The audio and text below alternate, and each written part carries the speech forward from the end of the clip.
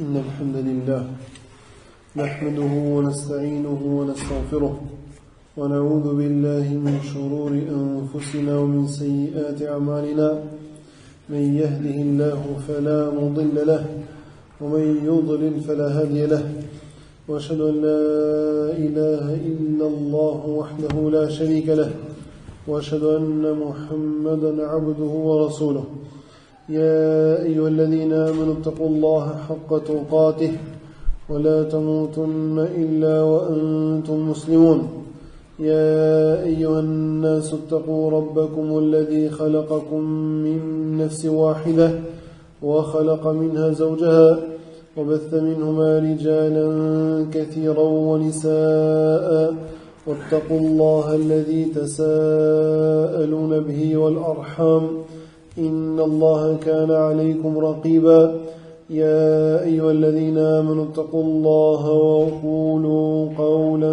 سديدا يصلح لكم أعمالكم ويغفر لكم ذنوبكم ومن يطع الله ورسوله فقد فاز فوزا عظيما أما بعد فإن أصدق الحديث كتاب الله وخير الهدي هدي محمد صلى الله عليه وسلم وشر الأمور محدثاتها وكل محدثة بدعة وكل بدعة ضلالة وكل ضلالة في النار.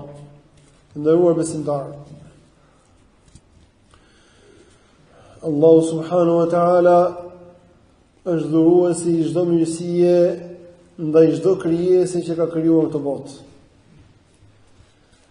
Për këtë arsye, detyra e njeriu është ta falenderojë Allahun subhanahu wa ta'ala për çdo mirësi që i ka dhënë. Mirpo, realiteti ka treguar që shumica e krijesave nuk e falenderojnë Allahun e Madhuar, por janë mohues ndaj mirësive të Tij. Ajsa, armiku i Allahut Iblisi, na'udhu billahi min sharrih, ka treguar Allahu i Madhuar se i ka thënë: "Wala tajidu aktharum shakirin." Dhe shumicën e tyre nuk do t'i gjesh falendërues. Gjithashtu Allahu i Madhuar ka treguar vetë dhe ka thënë: "Wa qalilun min ibadi ash-shakur." Edhe shumë pak për robërve të mia falendërues. Shumica e njerëzve janë ata të cilët kanë një prej disa problemeve në lidhje me mirësitë e Allahut subhanahu wa taala. Ka prej tyre që nuk i njohin fare mirësitë e Allahut, as nuk i interesohen për to. Fikni fillin e shejtanit. Mbylleni gojën e shejtanit se kemi ardhur në shtëpinë e Allahut për të dëgjuar dhikrin e tij, jo për të dëgjuar fytyrën e shejtanit. Një pjesë e njerëzve, edhe ata janë shumica, nuk e falenderojnë Allahun subhanahu wa taala për mirësitë e tij në disa forma. Në disa forma ndryshme të cilat do të tregojmë në këtë hutbë inshallah. Ka prej tyre që i njohin mirësitë e Allahut dhe i mohojnë ato. Thot Allahu subhanahu wa taala në Kur'an: "Ya'rifuna ni'matallahi thumma yunkirunaha wa aktharuhumul kafirun." I njohin mirësitë e Allahut, pastaj i mohojnë ata dhe shumica e tyre janë mosbesimtarë, janë qafira. E dinë që çdo mirësi është për Allahut dhe e mohojnë dhe ndjefën se kam për Allahut, e kam për vetes time, e kam për krahët mia, e kam nga zgjuarësia ime, e kam nga djenia ime, e kam nga fuqia ime, e kam nga shkatësia ime, e kam nga filani, e kam nga idhujt, e kam nga këto, e kam nga ato, e dedikojnë çdo lloj gjë përveç Allahut subhanahu wa taala. Mirësitë Allahut më dhëruar. Ka treguar profeti sallallahu alaihi wasallam një ditë në mëngjes, mbasi kishte rënë shi natën, tha: "A e dini se çfarë ka thënë Allahu i madhëruar në këtë mëngjes?" Tha: "Allahu dhe i dërguari i tij e di." Tha: "Ka thënë disa njerëz për robërve të mi janë ngritur në këtë mëngjes besimtar në mua dhe mohues në yjet. Dhe disa njerëz në këtë agim janë ngritur nga gjumi i tyre besimtar në yjet dhe mohues në mua." Dhe pastaj ka shpjeguar se ç'është ky lloj besimi dhe ky mosbesim. Ka thënë profeti sallallahu alajhi wasallam, thotë ka thënë Allahu i madhëruar: "Ai person që thotë shiu që na erdhi me mirësi për Allahut, thotë ky është ai i cili është besimtar në Allahun dhe i ka mohuar yjet. Se nuk ka dedikon mirësinë Allahut yjeve. Edhe ai personi I cili ka thënë ky na erdhi si shkak I filan ylli ose disa yje ose disa shkaqeve të tjera, po këta janë ata të cilët kanë besuar yje dhe kanë mohuar Allahun. Dhe kjo është një prej problematikave të njerëzve që ata ja dedikojnë mirësinë e Allahut subhanahu wa taala krijesave. Në disa raste ja dedikojnë krijesave pa drejt në asnjë lloj forme, edhe në disa raste ja dedikojnë disa krijesa të cilët në rastin më të mirë ata janë vetëm një pjesë e shkakut të kësaj mirësie. Çdo mirësi që vjen robit I vjen vetëm për Allahu subhanahu wa taala. Ai është I vetmi dhurues I çdo mirësie në veçanti dhe pa ortakëri.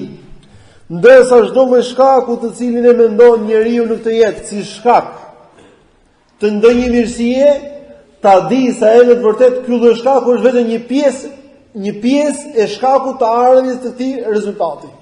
Shikojeni këtë në çdo lloj mirësie që ka dhënë Allahu I madhëruar. Kësaj ka përmendur Sheikhul Islam Temie në Mezhmul Fatawa dhe vallahi është fjalë shumë vështore. Unë vetë kur kam lexuar jam ndier domethënë një lloj ndjenje të çuditshme. Kam thënë subhanallahu, ky është tauhidi I vërtetë I njeriu. Njeriu duhet të shkaqet t'ia dedikojë të gjitha Allahut madhëruar dhe thotë që prej tij janë. Nuk ka mundësi. Dgjoni me vëmendje, çfarë thotë? Nuk ka mundësi që një shkak në vetvete të jetë shkak I plot për të arritur një rezultat. Domethënë ti shikoj çdo mirësi që ka dhënë Allahu madhëruar. Çdo mirësi pa përjashtim. A ka mundësi që kjo mirësi të jetë bërë shkak për të një person ose një gjë e vetme pa u mbështjellë në të rreth saj shkaqe të tjera? E pamundur. Kjo nuk ekziston të shkaqe, ti ka bërë Allahu madhëruar shkaqe që ato patjetër kanë nevojë për ortakërinë dhe për bashkimin me shkaqe të tjera që të plotësohet ajo që quhet mirësi ndaj teje. Ti shikoj shembull barin. Barin e ka krijuar Allahu subhanahu wa taala. Për mbirin e barit ç'o duhet? Duhet shiu. A mjafton vetëm shiu? Nuk mjafton. Duhet dhe toka. A mjafton vetëm toka dhe shiu? Nuk mjaftojnë. Duhet dhe atmosfera që të përshtatshme për të mbir bari. A mjafton vetëm to? Jo, duhet dhe shkaqe të tjera që ka sjellë Allahu madhuar që të mbi bari.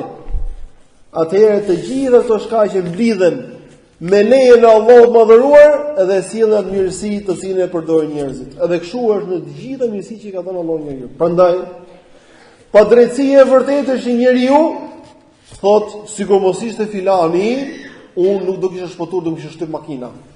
Sikur mos ishte filani, unë do të disa për bukë. Sikur mos ishte filani, unë kështu. Sikur mos isha katë mia, e me radhë, të gjitha këto janë një pjesë e mohimit të mirësisë së Allahut subhanuhu teala. Që njeriu e dedikon mirësinë shkakut, nëse është shkak. Po ka shumë raste kur njeriu e dedikon mirësinë Allahut asaj gjë që nuk është shkak fare. Për këtë arsye, në këtë hadithin kutsi thotë Allahu më dhuar ka për robëve që janë bërë, edhe janë gdhirë besimtarë në mua dhe mohues në yje dhe e kundërta. Tregon një hadith kutsi tjetër. Hadith është me zinxhir transmetimit të dobët, por kuptimi I tij është I saktë. Kuptimi I tij është I saktë. Ta di thuhet që Allahu subhanahu wa taala thotë: Unë jam në një çështje të çuditshme me robërit e mi. Unë I krijoj edhe ata adhurojnë dikë tjetër përveç meje. Unë I furnizoj edhe ata falenderojnë dikë tjetër përveç meje. Hajri im tek ata zbret edhe sherrri I tyre tek unë ngjitet. Nus Allahu në madhëruar mos ta bëj tillë. Gjithashtu Allahu subhanahu wa taala ka thënë: "Walain adhaqnahu rahmatan minna min ba'di dharra'a massathu la yaqulanna hadha li." Thot njeriu subhanallahu, njeriu në momentin kur ai është në sprov, I duket sikur dynjaja nuk ka për të bërë më për ta. E humb shpresën nga mëshira e Allahut fare. Edhe kur Allahu subhanahu wa taala e mëshiron, edhe mbas provës I jep një mirësi, këtë mirësi pastaj e harron me anë sa e harron Allahu më dhuar fare. Edhe thot, nëse Allahu thot nëse ne ja thot Allahu më dhuar nëse ne japim atij një mirësi për ta shijuar të mbas një sprovi që I ka rënë, ai do thot kjo më takon mua. Kjo më takon mua, kjo është për meje. Ka thënë dietarët e tafsirit, kjo është për meje. Kjo është nga zgjuarësia ime. Kjo është nga fuqia ime. Kjo është nga dija ime. E me radhë, siç tha Karuni, inma utitu ala ilmin indi. Kjo më është dhënë mua nga dija që kisha unë. Nuk mendoj që Allahu subhanahu wa taala ka dhënë këtë mirësi, ose mendoj por e mohoi nga mendimallësia dhe nga pëlqimi vetes që kishte, edhe ja dedikoi mirësinë vetes tij ose diçka tjetër veç Allahu subhanahu wa taala, Për këtë arsye ai meritoi atë që meritoi për Allahun e mëdhenuar. Ditën e parë, shumica e njerëzve ëndërronin atë që kishte Karuni. Kurse ditën e dytë, kur Allah subhanahu wa taala ndëshkoi mbasi i mohoi mirësinë e tij, Allah subhanahu wa taala ndëshkoi e fundosi në tokë dhe e bëri shembull të keq për çdo person i cili është si punë e tij, dhe e bëri mësim për çdo person i cili merr mësim. Than ditën e dytë njerëzit uaj ka anna Allah yabsutu ar-rizqa liman yasha'u wa yaqdir. Thot Allahu i madhëruar është ai i cili e zgjeron rrezikun dhe e pakson atë me urtësinë e tij. Laula amanna Allahu aleyna la khasafa bina. Sikur Allahu mos na kishte bërë neve mirësi, do na kishte fundosur edhe neve siç fundosi Karuni. Kështu që besimtari duhet mos i mohojë mirësitë e Allahut, por t'i pranoj ato dhe ta falenderoj Allahun subhanahu wa taala ndaj atyre mirësive që të shpëtoj veten e tij nga shirku, nga dënimi i Allahut në këtë botë dhe në botën tjetër. Profeti sallallahu alaihi wasallam na ka treguar një ngjarje të bukur, të çuditshme që ka ndodhur në kohën e Beni Israilëve. Hadithën e transmeton Buhariu radhiyallahu anhu është saktë. Po ishin një herë tre veta. Njëri prej tyre ishin tre smurë. Njëri prej tyre ishte me smundjen e lebrozës, smundje lëkure. Ajsa njerëzit nuk e afronin dot nga pamja e tij e keqe që kishte. Një person tjetër nuk kishte flok fare, edhe nuk e shikonin dot njerëzit në sy. Kurse i treti ishte i verbër. Këtyre të treve u shkon një melek, i dërgon Allahu i madhuar një melek dhe i thot parit: "Çfarë dëshiron?" Po dua që Allahu i madhuar të më japë një ngjyrë trupi të bukur dhe një lëkurë të bukur që mos më shikojnë më njerëz me përbuzje. Edhe i afërkon lëkurën dhe bëhet në formë shumë bukur e të mirë. E afërkon me lekun lëkurën dhe bëhet në formë shumë mirë. Dhe i thot: "Çfarë pasuri do?" I thot: "Dua deve." Edhe i jep një deve që ishte bars, edhe për kësaj domethënë ajo pjell shumë deve të shumta. Shkon tek i dyti, i cili ishte qeros. I thot: "Çfarë dëshiron?" Thot: "Dua flokë të bukur që njerëzit mos më urrejnë kur më shikojnë." Dhe i afërkon kokën dhe i dalin flokë të bukura, të mira. I thot: "Çfarë do? Çfarë do tjetër gjithashtu mirësi për Allah?" Thot: "Dua lop." Edhe i dërgon Allahu më dhon një lop bars, e prej saj domethënë ajo pjell shumë lop tjera dhe ai sa bën sa një luginë e madhe dhe i pari me devesë një luginë e madhe. Shkon tek i verbri dhe i thot meleku: "Çfarë dëshiron?" Thot: "Dua që të më sjellë Allahu shikimin që të shikojnë njerëzit." Dhe i afërkon sut meleku dhe i kthehet shikimin për Allahu subhanahu wa taala. I thot: "Çfarë pasurie do?" Thot: "Dua dele." Edhe i jep një dele, edhe për saj domthonjë bëhet një luginë. U dhuroi Allahu këtë mirësi, e largoi vështirësitë që kishin, edhe u dha pasuri. Të parit i dha deve, të dytit lop, të tretit i dha dele. Edhe çdo njeri prej tyre kishte një luginë të madhe plot me deve ose me lop ose me dele. Pastaj Allahu i madhoi sfërgon për të shikuar se çfarë do bëjnë ta me mirësinë që u ka dhënë Allahu i madhëruar. Shkon tek i pari, meleku në formën e një personi që ishte i smur me smundjen e lëkurës, lebrozës. Edhe si i varfër dhe i thot: "Jam një njeri që ka ngelur mes rrugës, nuk kam domosdoshmë me çfarë shkoj deri në shtëpinë time, të lutem jep një deve për hir të Allahut, për hir të atij që ta ndryshoi të lëkurën dhe të bëri ty një njeri prej të mirë dhe pas mundje." Edhe i tha: "Jo, detyrat janë të shumta." Detyrat janë të shumta. Kemi shumë detyrim ndaj njerëzve. T'jap njëri çam ngeli mua pastaj. Kështu vallahi ka njerëz sot. Allah ka njerëz sot. Kur i kërkon subhanallahu, ka raste jo për vete që ti kërkosh për vete, të shkel me këmbë. Kur njeriu është i varfër dhe kërkon për vete, ai shkel me këmbë. Po kur i kërkon dhe për hir të Allahut, o robi i Allahut, jep për shpinën e Allahut. Jep që ndërtohet shtëpia e Allahut, xhami. Jep për disa fokarej, për disa jetim, për disa gratë veja që kanë ngelur pa burrë më radh. Nuk jep.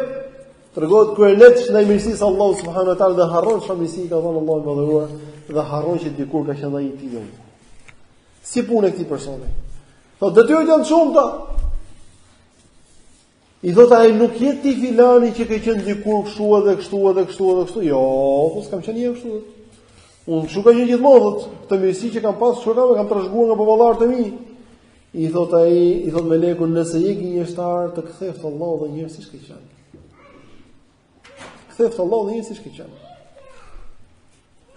Shkon tek i dyti, i thot njëjtat fjalë, merr të njëjtën përgjigje. Tek qerosi. Shkon tek i treti, tek ai person i cili kishte qenë i verbër dhe i thot: "O robi i Allahut, një prej mirësive që ka dhënë Allahu më dhur, kam ngelur me strun se jam i varfër, duhet të ikë në shtëpi, nuk kam çfarë të shkoj." Po dhe mua më duket sikur ti ka qenë gjithashtu dikur i verbër dhe Allahu ka kthyer shikimin ka dhënë të gjitha mirësitë, i thotë e pasha Allahu është vërtet. Allahu i ka dhënë gjitha mirësitë, gjitha janë për ti. Prandaj merr çfarë duash, dhe çfarë duash se vallahi gjitha për Allahu më dhur kam. Edhe i thot meleku, i thot mbaj pasurinë tënde se nuk dua asgjë për te, kjo ishte një sprovë për ju dhe ju sprovot. Kjo ishte ngjarja të cilën e ka treguar profeti sallallahu alaihi wasallam dhe mësimi i saj kryesor që përfiton njeriu për saj është që njeriu të cilit i jep Allahu një mirësi, nëse ai nuk e përdor të mirësi në rast vështirësie për ata njerëz që kanë nevojë për ta, ai është mohues ndaj mirësisë Allahu subhanahu wa taala. E ka mohuar mirësinë e Allahut më dhëruar. Sidomos kur i shton asaj dhe atë gjë që ai harron vetëm vetë siç ka qenë dikur, thotë unë, çu kam qenë gjithmonë, si puna ditë parë që thotë, unë e kam trashëguar këtë nga popullarët e mi. Edhe i thot melekut të ktheft Allahu edhe një herë ashtu siç ka qenë. Kjo është sprovë për Allahu subhanahu wa taala, edhe kështu sprovon njerëz gjithmonë. Prandaj edhe profeti sallallahu alaihi wasallam ka treguar në hadithin e saktë, që çdo ditë dalin dy melekë në mëngjes, edhe thonë: Allahumma a'ti munfiqan khalafa wa a'ti mumsikan talafa. O Allah, i jepi atij që i jep për hir tënd zvendësim, domthonë zvendësoje në pasuri. Edhe atij që nuk jep, shkatërroja pasurinë. Atij që thotë do t'ju jap shumëta, vallahi mund të gjesh shumicën e njerëzve për hir të interesave të tija personale, ai është gati ta vitive flakën pasurisë tij ta shpenzoj për gjëra më të kota, për interese personale, për epshin e tij. Madje është gati të marrë borxh, ndërsa kur i vjen një fukara ose kur i kërkon dikush për hir të Allahut t'japi, nuk jep qindarkën. Nuk jep qindarkën. Nuk ka mundësi. Nuk ka mundësi. Ka raste vallahi dhëzë mund të kenë qindra miliona, mund të kenë qindra miliona mund të kenë dhe nuk japin. Por mos kenë merak. Se Allahu i madhëruar është ai i cili e jep pasurinë dhe i që e merr. Dhe çdo mirësi është vetëm për ti. Kush e pohon vetëm për veten e tij. Vetëm vetes tij bën mirë, dhe kush e mohon vetëm sekondë vetes tij, vetëm vetes tij ka bërë dëm, siç thotë Allahu i madhëruar: "Wa la in shakartum la azidannakum wa la in kafartum fa inna adhabi lashadid." Nëse ju falenderoni, unë do t'u ashtoj. Dhe falënderimi është njeriu të japë hakun mirësisë që ka dhënë Allahu më dhuar. Edhe haku i saj janë disa gjëra që do të përmend në hundën e dytë inshallah. Wa la in kafartum fa inna adhabi lashadid. Nëse ju mohoni, dëshkimi ju është i rrezikshëm. Si të shkoj kanunin, si të shkoj të tjerë të shumë, të cilët e merituan dënimin e Allahut sepse ata e mohuan mirësinë e tij në forma ndryshme, të cilat i kanë përmendur dietarët, që Allahu më dhuar të ne falënderues dhe jo mohues. Alhamdulillah, salatu wassalamu ala rasulillah wa ala alihi wa sahbihi ajma'in. Kanë treguar dietarët që imani është dy pjesë. Gjysma e imanit është durim dhe gjysma tjetër është falënderim. Kështu që falënderimi ndaj mirësive të Allahut subhanahu wa taala është gjysma e imanit. Edhe kush e plotson atë ka plotsuar gjysmën e imanit dhe i ngelet kurse vetëm gjysma tjetër që është durimi. Falënderimi është me zemër. Falënderimi është me gojë, falënderimi është me gjymtyr. Falënderimi me zemër është njeriu ta pranojë që çdo mirësi është për Allahut, ta njohë atë dhe ta pranojë. Ta njohë dhe ta pranojë. Ta njohë, ta di se nga i vjen kjo mirësi. Dhe ta pranojë atë, thotë kjo mirësi është për Allahun subhanuhu wa taala. Ta shprehë atë me gojë dhe falenderoj Allahun subhanuhu wa taala me gojë pse ja ka dhënë të mirësi dhe t'u tregoj të mirësi atyre kur njerëzve në atë moment kur duhet me treguar. Wa amma bi ni'mati rabbika fahaddith, mirësinë e Zotit tënd tregoje. Domethënë mos e moho, por tregoje. Domethënë duke e dedikuar te Allahu subhanuhu wa taala. Dhe pjesa tjetër e falënderimit mirësisë është që njeriu ta falenderojë Allahun për mirësinë që ka dhënë me vepra. Ka thënë Allahu më dhon Kur'an: "I'malu ala Daud shukra." Punoni o familje e Daudit për të falendëruar. Kjo tregon që veprat e mira janë pjesë e falënderimit që duhet i bëjë robi Allahu subhanahu wa taala, çdo veprë e mirë. Gjithashtu falënderimi ndaj Allahu subhanahu wa taala është njeriu mirësinë që i ka dhënë Allahu mos e përdori për ta kundërshtuar urdhët e Allahut, për ta përdori për atë që ka lejuar Allahu ose për të bindur urdhave të tij. Tregohet një dietar, pyet një djalosh 7 vjeçar, i cili më brapa u bë nga dietarët e mëdhenj quhet Seri. Dhe i thotë djalosh, ç'është falënderimi? I thotë Seriu i cili është 7 vjeç, i thotë falënderimi është që mos i përdorësh mirësitë e Allahut për të kundërshtuar urdhrat e tij. Ky është falënderimi vërtet. Edhe i thotë o djalë, un kam frikë se falënderimi tek ti është vetëm gjuhë, vetëm te goja. Sepse ti domodin e di që do ta falënderosh Allahun, dhe rri dhe luan me kalamajt, ndërkohë që ti e di shumë mirë që falënderimi vërtet është me vepra, nuk është thjesht me gojë. Ky është falënderimi vërtet me mirësinë e Allahut subhanahu wa taala. Gjithashtu tregohet që Aisha radhiyallahu anha i thotë profetit sallallahu alaihi wasallam, o i dërguari i Allahut, pse lodhesh kaq shumë, pse adhuron Allahun kaq shumë natën derisa ju ençin kamët? A nuk ti ka falur Allahu gjithë gjunafet? E i thotë profeti sallallahu alaihi wasallam, o Aisha, a mos je më rob falënderues? E konsideron te këta adhurim që bën ndaj Allahut madh pjesë të falënderimit të cilin ai e kishte për detyrë ta bënte. Tregohet që Daudi alayhi salatu wasalam i thotë o Allah, si të të falenderoj unë ty? Si ka mundësi, si mundem unë të të falenderoj ty kur vetë falënderimi që të bëj unë ty është një mirësi për teje e cila ka nevojë në vetvete për falënderimin. Domethënë zinxhiri i mirësive të Allahut është zinxhir i pashkëputur. Nuk është se ti je shkaktar për të mirësitë që bëri Allahu. Ti filloi Allahu mirësitë, ai vetë pa futur ti ndërmjetës tek ai, pa lindur ti akoma. Pa futur ndërmjetës askënd. As nuk kishte më për rishfete për Allahu në fillim. Pastaj edhe kur ti e falenderon Allahun për të mirësi, kjo është vetëm se mirësi për ti që ai ta lehtësoi ta falendorosh atë, sepse shumica e njerëzve nuk e falenderojnë. Edhe ata që nuk e falenderojnë, dënimi i tyre është në xhenem. Ola in kafartum fa inna adhabi lashadid, dhe nëse mohoni, dënimi im është i rreptë, mohoni mirësitë e Allahut subhanahu wa taala. I thotë si do të falenderoj unë ty kur vetë falënderimi është mirësi tjetër që ka nevojë për falënderim, do të thotë nuk ka mundësi të arritë falënderimin tënd. Sa arrit do, thotë o Daud tash falenderova. Domethënë kur njeriu e pranon që çdo mirësi për Allahun dhe njeriu kur nuk do ketë dot mundësi ta falenderojë Allahun e madhëruar ashtu siç takon madhështisë së tij. Nuk do ketë dot mundësi kur. Ky është hapi i parë i falënderimit. Ibn al-Qayyim ka treguar për çështjen e falënderimit dhe thotë, origjina e falënderimit është që njeriu ta pranojë që të gjitha mirësitë janë për Allahun subhanuhu wa taala, ti pranojë dhe ti nënshtrohet atij. Edhe ta dojë atë. Prandaj thotë, vazhdoni Ibn al-Qayyim thotë, ai person që nuk e di nga i vin mirësitë. Domethënë të tregohet ignorant ndaj tyre, ai nuk e ka falendëruar Allahun e madhëruar. Ai person i cili i njeh nga i vin mirësitë, por nuk njeh dhuruesin e vërtet tyre mirësive, ai gjithashtu nuk e ka falendëruar atë. Ai person i cili i njeh mirësitë, edhe njeh dhuruesin e mirësive, por i mohon atë me gojën e tij, thotë nuk e kam për Allahut, por e kam për vetes time. Ai nuk e ka falendëruar Allahun subhanuhu wa taala. Edhe ai personi i cili e njeh mirësitë, e njeh dhuruesin e mirësive, i pranon mirësitë, por nuk i nënshtrohet Allahut më dhuruar dhe nuk i përdor mirësitë e Allahut subhanuhu wa taala për ta falendëruar atë dhe për të bindur urdhave të tij, ai ka mohuar mirësitë e Allahut. Kështu që njeriu nuk thuhet falendërues i vërtet derisa të njohë mirësitë nga i vin, të njohë dhuruesin e këtyre mirësive, ti pohoj ato me gojën e tij dhe ti nënshtrohet dhuruesit të këtyre mirësive dhe ta falenderoj atë dhe ti përdori këto mirësi që i ka dhënë Allahu i madhëruar për t'u bindur urdhrave të tij. Ky është falënderimi i vërtet, të cilin shumica e njerëzve nuk e kanë. Edhe këtë gjë ja ka treguar Iblisi Allahu subhanahu wa taala që do të nxjerrë shumicën e njerëzve, por jo falënderues në mirësinë e Allahut subhanahu wa taala, edhe shumica e njerëzve kanë rënë në një prej këtyre pikave. Disa prej tyre nuk e njohin fare, disa prej tyre e njohin por nuk e dinë se nga i vijnë këto mirësi, disa prej tyre e njohin dhe i dinë nga i vijnë por i mohojnë ato, disa i njohin e dinë dhe i pohojnë ato por nuk e falenderojnë Allahun madhor me veprat e tyre, i përdorin mirësitë e Allahut për të kundërshtuar urdhrat e tij. Edhe ata që shpotojnë prej këtyre pikave janë të pakët, wa qalilun min ibadi ash-shakur, dhe të pakët janë robët falënderues. Nus Allahu në madhuar të bëjë për falënderuesve, dhe mos ta bëj për mohuesve. Allahu shpëlojë një gjë të